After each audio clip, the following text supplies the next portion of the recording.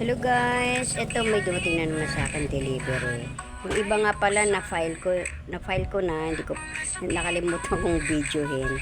I-video ko na lang uli. Na-file ko na. So unang-una guys, ito yung Coco Mama, umorder ako dyan at na-deliver na.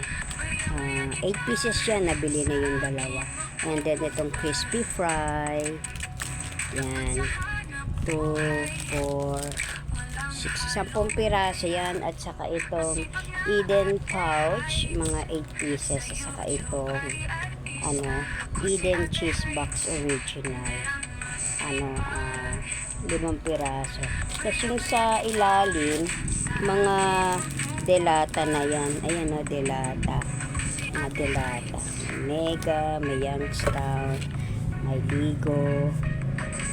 Yan ang aking dumating na delivery kahapon. Ngayon ko lang na-vlog.